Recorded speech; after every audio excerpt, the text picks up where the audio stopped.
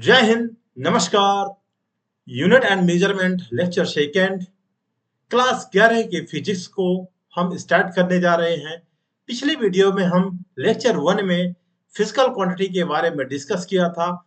आज इस वीडियो में हम फिजिकल क्वांटिटी के बाद और फिजिकल क्वांटिटी को थोड़ा सा रिवीजन करेंगे। इसके बाद हम मेजरमेंट यानी मापन क्या होता है उसको डिस्कस करेंगे।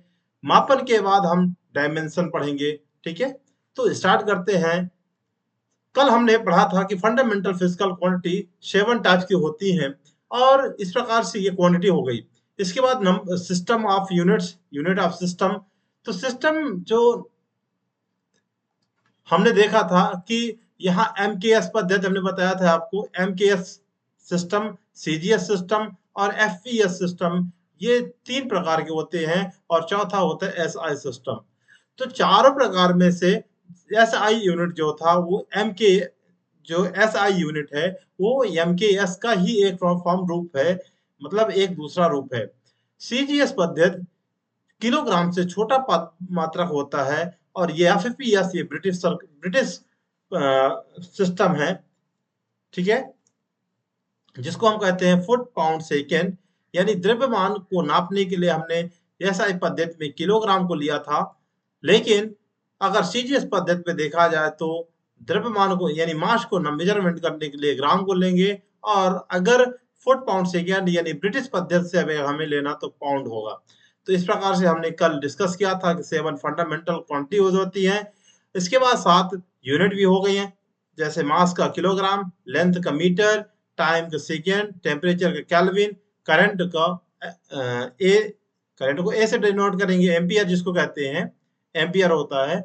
Luminous intensity candela, amount of substance, ये इसका मोल होता है।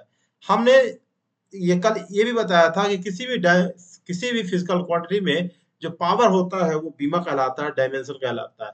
जैसे ये फिजिकल क्वांटिटी एम, तो भाई हम पूरा मास ना लिख करके फर्स्ट लेटर लिख लिया एम, एम में पावर 1 चढ़ाया, तो ये पावर जो है, ये जो पावर है, ये पावर ही डायमेंशन कहलाती है। क्लियर? तो ये पावर जो 1 चढ़ी हुई है वही डायमेंशन है। इसी प्रकार लेंथ का, फिर इसके बाद टेम्परेचर का, टेम्परेचर के बाद टाइम का, ये टाइम है, टेम्परेचर को केल्विन से रिप्रेजेंट करेंगे, केल्विन बीमी सूत्र में भी केल्विन उपयोग करते हैं। इसके बाद करंट को हम एक पावर 1 चढ़ा देते हैं, जिसका बीमा 1 हो गया। कैंडेला में भी 1 होता है, मोल में भी 1 होता है। इस प्रकार से हमने ये 7 फंडामेंटल फिजिकल क्वांटिटी को पढ़ करके, हालांकि अभी मैं इसको आपको समझा देता, जो सिस्टम ऑफ यूनिट्स हैं ये 4 प्रकार के होते हैं अलग अलग, बट मैं इसी टेबल में आपको समझा दिया, खास है नहीं।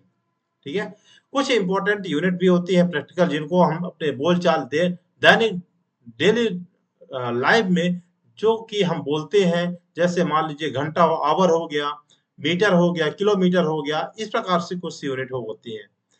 तो उनको हम मेजरमेंट के लिए, जैसे कि मास को मेजरमेंट करना है, तो चंद्रशेखर लिमिट एक सबसे बड़ा मास है, मास की यूनिट है, जिसकी यूनिट होती है, जिसकी वैल्यू होती है 2.765 इंटू 10 पावर 30 किलोग्राम। इसके बाद जो एएमयू होता है, एटॉमिक मास यूनिट, ये सबसे छोटा मास है उसी एटम का। इसका जो मास है 1.6 इंटू 10 पावर 127 किलोग्राम, राइट? ये मास का हो गया। इसी प्रकार टाइम की बात करें और फिर इसके बाद डिस्टेंस की बात करें,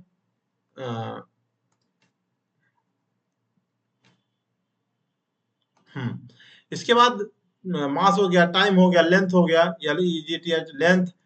तो लेंथ के भी लंबाई, ये जो यूनिट दी हुई है सभी, ये वाली, ये सभी यूनिट, सॉरी यूनिट कह रहा हूँ, सभी वैल्यूज जितनी हैं, ये वैल्यूज, ये वाली जो वैल्यू है यहाँ यूनिट दिया है, इसको हम कहेंगे 1 एस्ट्रोनॉमिकल यूनिट, यानी खगोलीय दूरी। तो एस्ट्रोनॉमिकल दूरी जो हमारी जो डिस्टेंस है, खगोलीय दूरी है 1.496 इंटू 10 पावर 11 मीटर। इसी प्रकार लाइट ईयर, लाइट क्या होता है? सूर्य से जो प्रकाश आता है ना, एक साल में कितना प्रकाश आया, तो उसको नाप करके ये बताया जाता है कि 1 लाइट ईयर, यानी ये भी दूरी का मात्रक है, डिस्टेंस का मात्रक, लेंथ का मात्रक। ठीक है, इससे हम दूरी को ही फाइंड करते हैं, डिस्टेंस को ही फाइंड करते हैं। पारसेक हो गया, पारसेक भी एक लेंथ का, पारसेक भी एक यूनिट है। ये जो कि प्रैक्टिकल यूनिट है, पार्शिक को अगर लाइट ईयर में हम रिलेशनशिप करके दिखाएं तो ये ऐसे होगा 3.26। अभी आपको ये भी पता होगा 1 माइक्रोन इक्वल टू 10⁻⁻6 मीटर होता है। जैसे कि हम डेली उपयोग करते हैं छोटी छोटी वैल्यू को। एंगस्ट्रॉम में भी होता है 10⁻⁻10 और नैनोमीटर में देखा जाए तो 10⁻⁻9 एम होता है, right. 1 fermi equal to 10⁻15 metre होता है। हमने पूरा ये प्रैक्टिकल यूनिट को हमने देख लिया। इसको ज्यादा याद नहीं करना, आपको दिमाग में कंसेप्ट बना के रखना बस होगा, याद तो होंगी नहीं बाकी। तो आप ये समझ लीजिए इसकी पावर जितनी है उसको याद बस रखना, बस हो गया। क्लियर। अब यहां से हम मेन पढ़ेंगे मेजरमेंट, मापन क्या है। तो बच्चों इसको जब तक हम मक्खन नहीं करेंगे तो हम आगे बढ़ेंगे भी नहीं। आपको एक एक चीज समझ में आना चाहिए। मेजरमेंट क्या कहलाता है, मापन क्या कहलाता है। तो मेजरमेंट अगर देखा जाए तो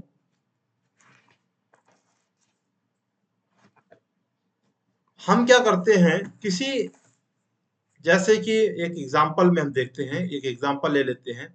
1 किलोमीटर इक्वल टू होता है 1000 मीटर, सॉरी। अब ये कंपेयर करा, हमने क्या करा है, कंपेयर करा है। ये जो क्वेश्चन हम कर देते हैं, जैसे कभी हमने क्वेश्चन करा कि 1 किलोमीटर इक्वल टू क्या कितने मीटर होता है। यहाँ ये जो है, यहाँ पास अननोन नंबर है। क्या है, अननोन, अननोन फिजिकल क्वांटिटी या अननोन क्वांटिटी कह सकते हैं। अननोन फिजिकल या क्वांटिटी कह सकते हैं, अननोन क्वांटिटी है। यहाँ जो अननोन जिसको हमें पता नहीं है, इसका, इस अननोन क्वांटिटी का पता, जो जो हमें नोन क्वांटिटी है जो हमें पता है, उसके साथ क्या करना है, कंपेयर करना है, कंपैरिजन कर देना है। कहने का मतलब एक बार और समझिए। जैसे हमने देखा कि 1 न्यूटन इक्वल टू कितना होता है, कितने डाइन होता है, ठीक है। तो ये देखिए यहाँ पास जो डेड डैश है ये अननोन, यहाँ पास क्या है, अननोन क्वांटिटी है। अब इस अननोन क्वांटिटी का जो नॉन क्वांटिटी यानी जो क्वांटिटी हमें पता है, इसके साथ कंपेयर करना है, यही मेजरमेंट कहलाता है। इसके हम डेफिनेशन लिख देते हैं यहाँ पास।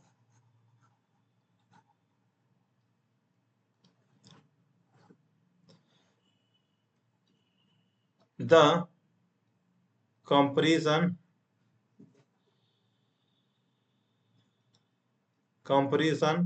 of an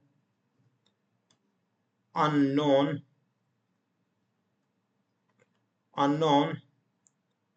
quantity with a known fixed quantity, इसको हम लिख देंगे fixed quantity of the same kind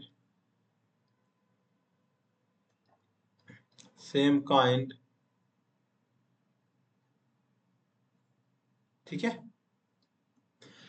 The comparison of an unknown quantity with a non-fixed quantity at of the same kind, ठीक है। दोनों तरफ, दोनों इधर साइड उधर साइड हम क्या करते हैं, कंपैरिजन करते हैं सेम क्वांटिटी का, ठीक है। तो जिस प्रकार से हम क्या करना है, इनमें तुलना करते हैं। क्लियर। तो तुलना करने के लिए हम क्या करते हैं, किसी फिजिकल क्वांटिटी को, कोई भी अगर फिजिकल क्वांटिटी है उसको एन यू से डिपेंड, यानी यू से दर्शाते हैं। तो यहाँ पास जो एन यू है, ये एन यू कॉन्स्टेंट के बराबर हो जाता है। अब एक चीज समझिए, इसको अगर आगे अब और यानी यू कांस्टेंट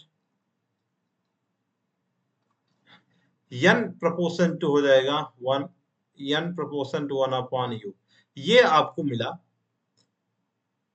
यहां से हमें ये पता चला कि देखिए ये ये इनवर्स प्रोपोर्शन है। जैसे ये u को हम यूनिट बोलेंगे और n जो है इसका मैग्नीट्यूड है किसी फिजिकल क्वांटिटी का, जैसे हम मान लीजिए 10 किलोग्राम, तो यहाँ पास ये 10 क्या है, 10 हमारा मैग्नीट्यूड है उसका, यानी वैल्यू है, और ये केजी हमारा हो गया यूनिट। तो इस प्रकार से ये है। तो one n proportion to 1 upon u, ये क्या दर्शाता है कि अगर कोई फिजिकल यानी किसी भी फिजिकल क्वांटिटी का मैग्नीट्यूड अगर बड़ा है, नंबर बड़ा है, तो उसकी यूनिट जो होगी छोटी आएगी। क्या होगी? छोटी होगी। तो अगर हमें कंपेयर कराना है, जैसे फॉर एग्जांपल 1 किलोमीटर बराबर कितना होता है, तो उसके लिए फॉर्मूला n1 u1 n2 और u2, ये नूनू फॉर्मूला काम करेगा आपका। यहाँ पास हम बात कर लें थोड़ा सा, जैसे मान लीजिए 1 न्यूटन इक्वल टू कितना होता है, 1 न्यूटन इक्वल टू कितना होता है, यह कह सकते हैं 10 की पावर 5 डायन, फॉर एग्जाम्पल। अब ये देखिए यहाँ पास ये जो फिजिकल क्वांटिटी है, ये वाली फिजिकल क्वांटिटी से हमें क्या करना है, कंपेरिजन करना है। कंपेरिजन करिए, देखिए कि दोनों सेम है, दोनों बराबर ही है, मतलब बराबर किधर भी बराबर उधर भी। यहाँ पास जो ये इसके अकॉर्डिंग देखा जाए तो इसका नंबर क्या है, छोटा है, तो हम इसको ऐसे भी लिख सकते हैं u proportion to 1 upon n, ऐसे भी लिख सकते हैं। अगर इसका नंबर या अगर इसका नंबर, ये देखिए नंबर छोटा है ना, ये n है, अगर ये नंबर छोटा तो यूनिट बड़ी होगी। देखिए ये यूनिट बड़ी है ना, ये नंबर क्या है, छोटा है, स्मॉल स्मॉल है, ये 1 छोटा है और ये n जो है न्यूटन बड़ा है। तो इस प्रकार से ये इनवर्स प्रोपोर्शन काम करने लगा। यहाँ पास भी वैसे ही है, 10 घाते 5 ये बहुत बड़ी संख्या है, यानी बड़ा है, और डायन छोटा है। तो इस प्रकार से यान यू काम करता है, यान यू कांस्टेंट, यान u equal to constant, right. ये हुआ। ये जो मैंने फॉर्मूला लिखा, ये फॉर्मूला इसी प्रकार है। 1 न्यूटन इक्वल टू, अगर फाइंड करना हमें कि 1 न्यूटन इक्वल टू कितना डायन होता है, ये पता चल जाता है। यानी यहाँ पास हम इसको कंपैरिजन करेंगे, तो यहाँ पास अगर ये n1 दिया हुआ है, ये क्या है u1, यहाँ पास हमें n2 नहीं पता है, डायन पता है, तो हम क्या कर सकते हैं, यहाँ से n2 को फाइंड पता कर सकते हैं इस फॉर्मूला से। क्लियर? फिर इसके बाद थोड़ा सा और आगे चलते हैं। अगर जिस प्रकार से हमने देखा NU equal to constant, constant है वैल्यू, ठीक है।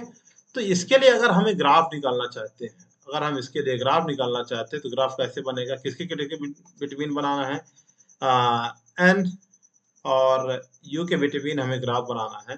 तो n proportion to 1 upon u ही होता है। तो इसका क्या होगा, ये ग्राफ इसका ढाल गिरता हुआ रहेगा, इसका ढाल क्या होगा, गिरता रहेगा। अगर दूसरी बात है, दूसरा ग्राफ अगर बनाना चाहें एन यू और एन के बिटवीन, एन यू देखिए यहाँ पास एन यू है और ये कांस्टेंट इक्वल टू कांस्टेंट, तो ये जो एन है ना, ये क्या होगा, इस प्रकार से बनेगा इसका ग्राफ, ठीक है ना, ये रेस्ट में रहेगा, इस प्रकार से इसका ग्राफ है। इसके बाद अगला है, अगर हम इसको कंपेयर करें और यू को रख करके और यहाँ पास एन यू रख दें, तब भी इसका ग्राफ ऐसे ही बनेगा, सरल रेखीय बनेगा। क्लियर? तो ये जो है n proportion to 1 upon u वाला ग्राफ है, ठीक है। क्लियर? इस प्रकार से हमने पढ़ा, हमने मेजरमेंट समझा, थोड़ा सा बिल्कुल बढ़िया तरीके से समझा। अब क्या करते हैं, इसका हम प्रैक्टिकली उपयोग करते हैं, तब आपको और अच्छे से समझ में आएगा। क्लियर? चलिए स्टार्ट करें। यहाँ से थोड़ा सा एक ओवरव्यू और बता दूं मैं, जो ये n1 u1 equal to n2 u2, इस फॉर्मूले को बिल्कुल गांठ बांध के रखना है। यहाँ पास आप देखिए ये जो दिया है n1, ये magnitude of the first unit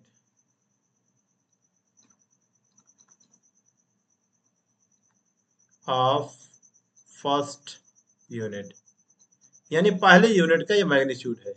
और ये जो दिया हुआ है फर्स्ट यूनिट है, ये फर्स्ट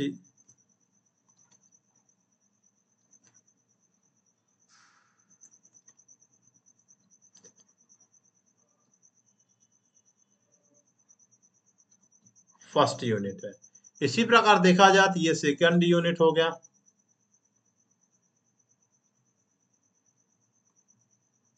और यहाँ पास n जो है n2, ये मैग्नीट्यूड ऑफ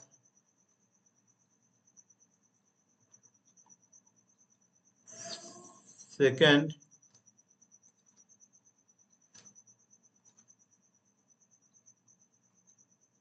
यूनिट। क्लियर हुआ? तो इस प्रकार से ये हुआ। बात समझ में आई? आपको एक एक कॉन्सेप्ट क्लियर हो गए होंगे। अब हम इसका उपयोग करते हैं अपने एक क्वेश्चन पे आते हैं। क्वेश्चन को सॉल्व करेंगे, फिर आगे देखते हैं।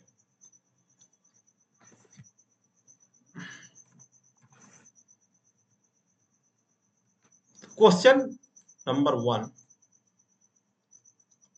क्वेश्चन क्या कह रहा है इसको समझिए। क्वेश्चन कह रहा है कि इफ यूनिट ऑफ लेंथ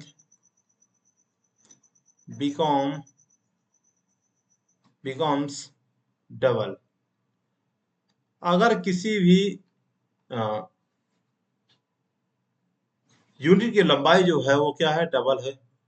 कब होगी double? Double then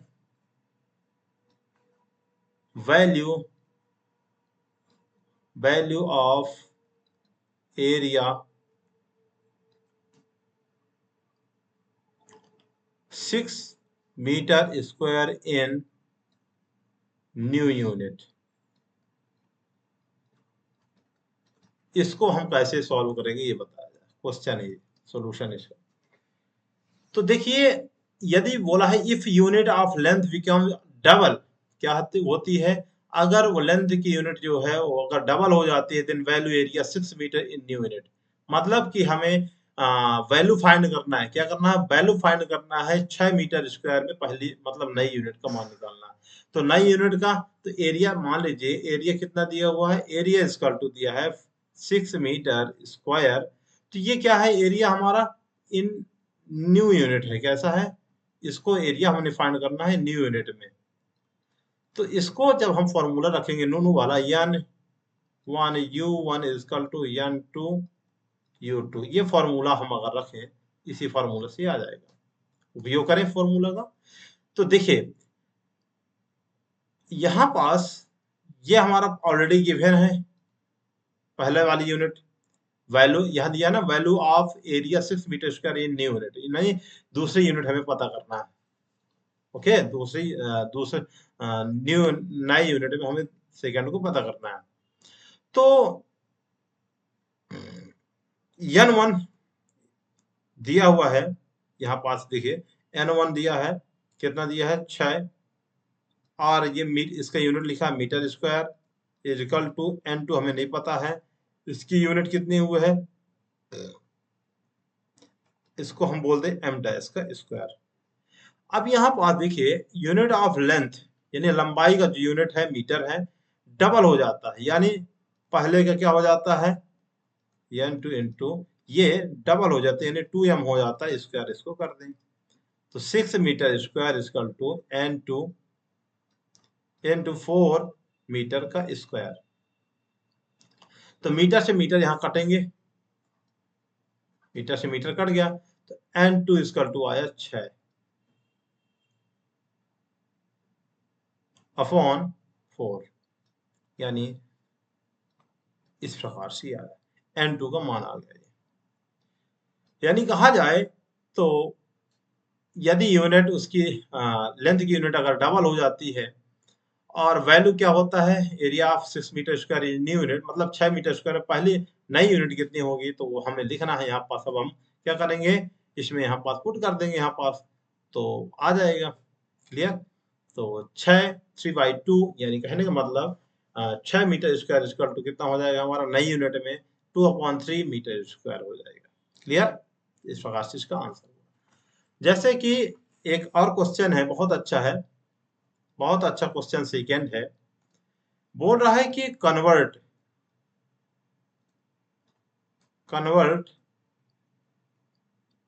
1 newton into dine.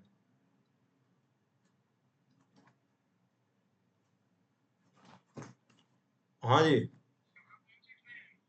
लगा लो दीपावली में।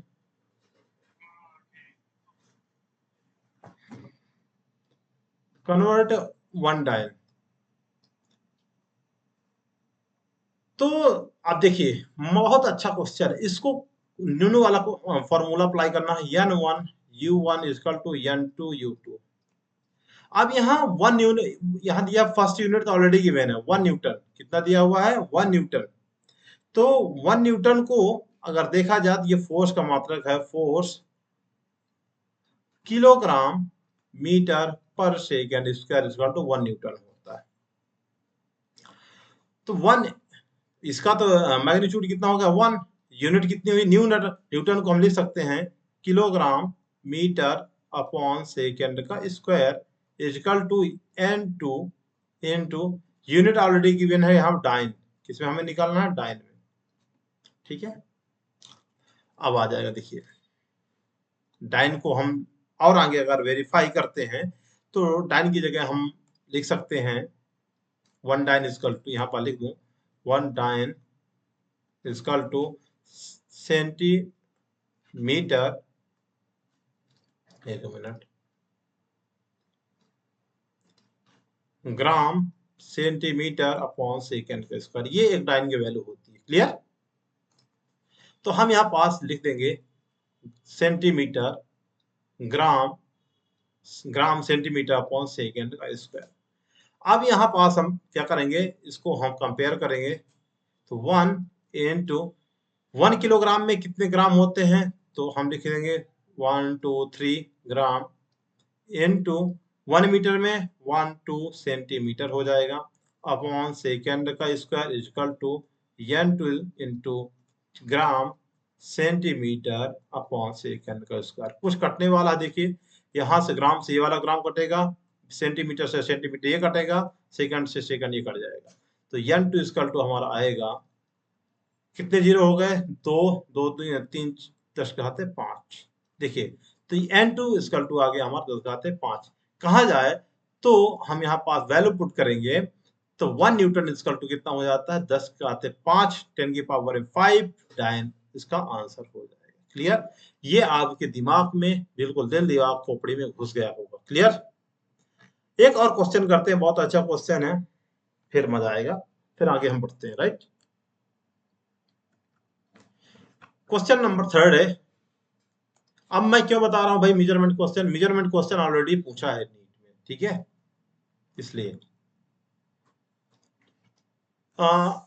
एनसीईआरटी में एक क्वेश्चन है कि 1 kilogram metre square per second square को कितना होगा इन ग्राम सेंटीमीटर स्क्वायर पर। बिल्कुल अच्छा, बहुत अच्छा क्वेश्चन। तो ये दोनों फॉर्मूलास लगाएं, इसको n1 u1 n2 u2, इसको सॉल्व करें। तो देखिए यहाँ पास इसको ग्राम में लिखा ना, तो इसको 1, इसकी मैग्नीट्यूड कितना हो गया 1, यूनिट कितनी है? किलोग्राम। तो 1 किलोग्राम कितने ग्राम होते हैं? 10 की पावर 3 ग्राम। ठीक है, n2, यहाँ पास मीटर है, मीटर के स्क्वायर, तो 100 सेंटीमीटर का 1 मीटर होता, तो यहाँ इस प्रकार से आप क्या करते हैं? स्क्वायर लगाएंगे, और अपॉन यहाँ पास देखिए इनटू, यहाँ पास इसको चेंज नहीं करना क्योंकि यहाँ भी वही है सेकंड इनवर्स। ठीक है, equal to n2 into gram centimetre square second -2। ठीक है, क्लियर हुआ?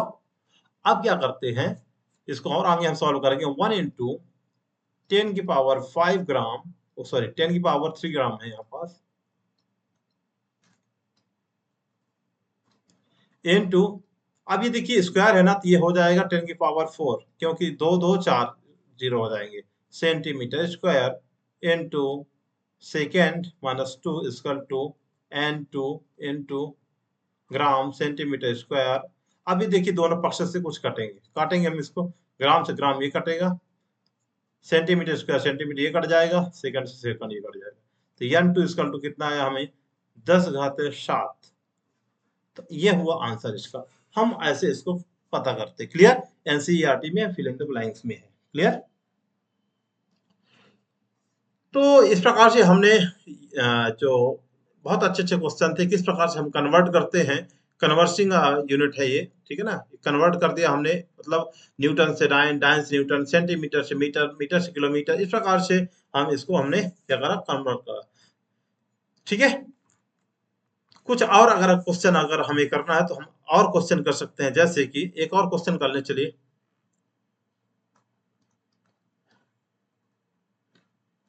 If unit length, if unit length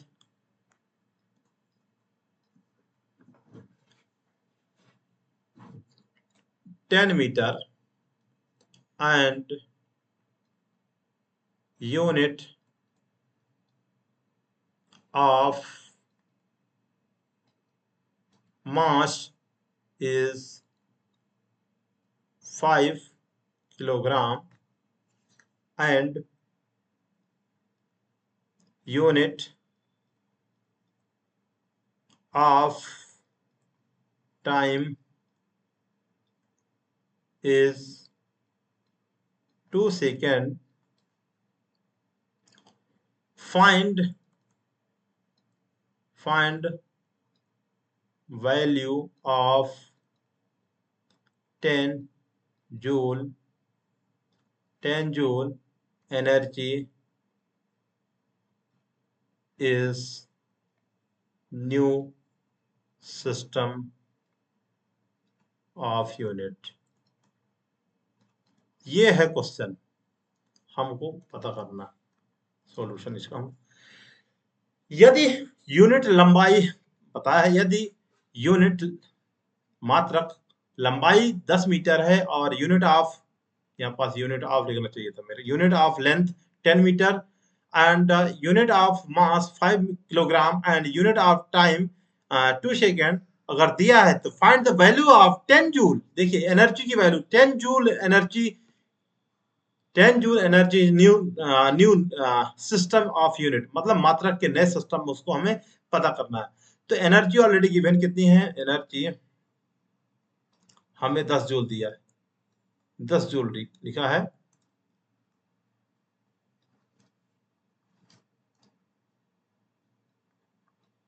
ठीक है, 10 जूल राइट है। अब क्या करते हैं, नूनो वाला फॉर्मूला लगाए, n1 u1 equal to n2 u2, right? तो n2 u2, अब क्या करें, यहाँ पास ऑलरेडी गिवन देखिए 10 जूल, कितना लिखा हुआ है 10 जूल। तो जूल जो एनर्जी होती है, एनर्जी का फॉर्मूला कितना होता है, चाहे आप कुछ भी लिखें, kilogram metre square per second square, ये हम निकाल सकते हैं एनर्जी से, चाहे कार्य से निकाल लें, चाहे एनर्जी से निकाल लें, वर्क फोर्स इंटू, जैसे एनर्जी का फॉर्मूला चाहे कार्य हो जाए, चाहे एनर्जी हो जाए, कुछ भी है, ठीक है, किसी से हम निकाल सकते हैं। ठीक है, कार का जैसे हो गया वर्क का, तो work equal to F into displacement, यहाँ से हम निकाल सकते हैं kilogram metre per second, kilogram metre square per second square, तो हम यहाँ से फाइंड कर सकते हैं। क्लियर? तो इसका जो यूनिट होता है वो 1 जूल का, मैं यहाँ पर लिख देता हूँ, kilogram metre square per second square, ये होता है। तो हम यहाँ पास रखेंगे इसका मैग्नीट्यूड कितना है n1 का, ऑलरेडी गिवन है 10, तो 10 यहाँ रखेंगे, 10 इनटू यूनिट हमारी कितनी है, जूल, तो जूल के यूनिट रखेंगे किलोग्राम मीटर का square per second square equal to n2, हमें पता करना है, ध्यान दीजिएगा, n2 हमें फाइंड करना है, u2 ऑलरेडी है कितना, तो u2 को हम ऐसे लिखेंगे, कितने नए सिस्टम में हम इसको रखेंगे, तो ग्राम, g से हम इसको g डैश लिख दें, GRM लिख दें, ज्यादा ठीक रहेगा, ठीक है, gram dash into centimetre, metre में है ना, तो metre dash square upon second, ठीक है, सेकेंड का स्क्वायर। अब क्या है, यहाँ पर डैश लिखेंगे, इसको हम आगे पेज में सॉल्व करते हैं, या करके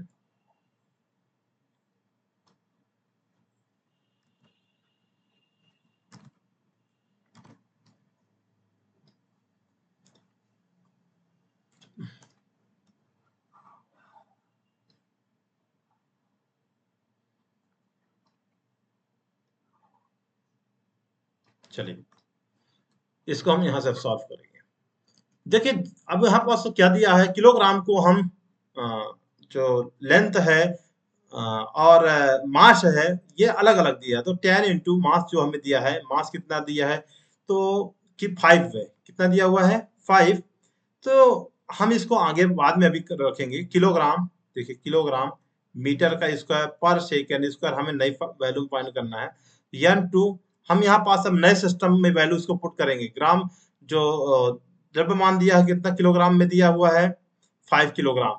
ये जो ग्राम में ये जो नए सिस्टम में है ये क्या दिया हुआ है 5 किलोग्राम, यहाँ ये रखेंगे। इनटू लेंथ कितना दिया हुआ है 10 मीटर, 10 मीटर का स्क्वायर रखेंगे हम यहाँ पास। अपॉन टाइम कितना दिया हुआ है तो टाइम 2 सेकेंड, 2 सेकेंड का स्क्वायर, ये ऐसे हो गया। समझ में आई बात।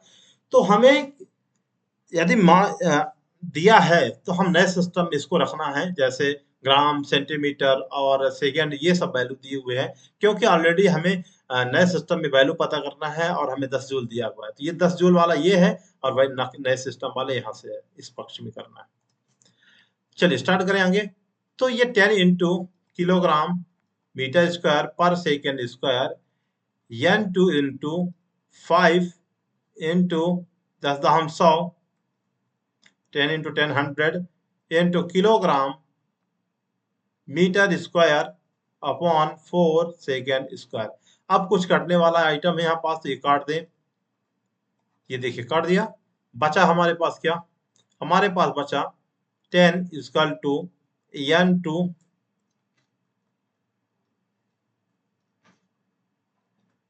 n2 इंटू 500 अपॉन 4, इतना है। इसको वहां ले जाइए तो ये 40 हो जाएगा, 40 अपॉन 5000 लिख गया यार, 40 अपॉन 500 इक्वल टू n2, इतना हुआ। इसको काटा जाए तो कितने बार में,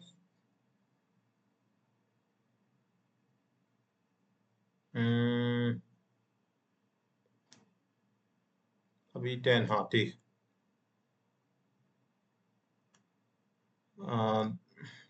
10 पना 50, 2 25, यानी n2 इक्वल टू आया 2 अपॉन 25, ऐसे आएगा।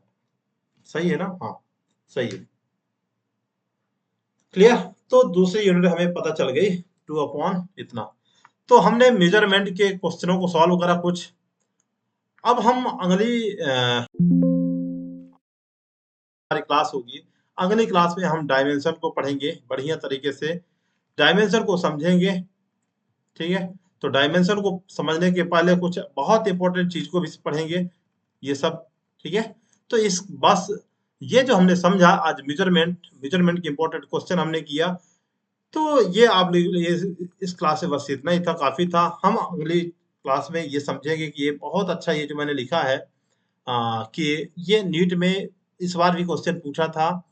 ठीक है, तो इस प्रकार से मैं समझा दूंगा डायमेंशन और यूनिट के बिटवीन रिलेशन कैसे है, तो आप उससे 100% गारंटी के साथ ये क्वेश्चन बन जाएगा इस प्रकार से भी। तो इस वीडियो में बस इतना ही। थैंक यू, जय हिंद।